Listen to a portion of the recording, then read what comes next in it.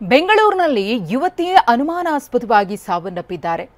ಮನೆಯಲ್ಲಿಯೇ ಕೊಳೆತ ಸ್ಥಿತಿಯಲ್ಲಿ ಯುವತಿಯ ಶವ ಪತ್ತೆಯಾಗಿದೆ. ಬೆಂಗಳೂರಿನಲ್ಲಿ ಬೆಳಕಿಗೆ ಬಂದಿರುವಂತಹ ಘಟನೆ ಇದು.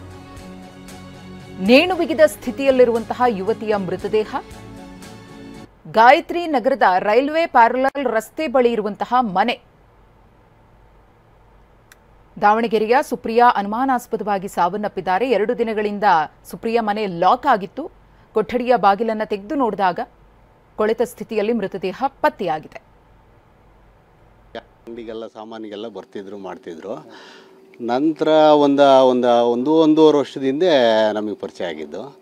ಹಾಲು ಮೊಸರು ಈ ಥರಕ್ಕೆಲ್ಲ ಐಟಮ್ ಎಲ್ಲ ತೊಗೊಂಡೋಗಿ ಬರ್ತಿದ್ರು. ಈಗ ಇತ್ತೀಚೆಗೆ 1.5-2 ತಿಂಗಳಿಂದ ಬಂದಿಲ್ಲ. ಆಮೇಲೆ ಬೈಕ್ ರೈಡಿಂಗ್ ಎಲ್ಲ ಸ್ವಲ್ಪ ಸಖತ್ ಕ್ರೇಜಿ ಇತ್ತು ಹುಡುಗಿ.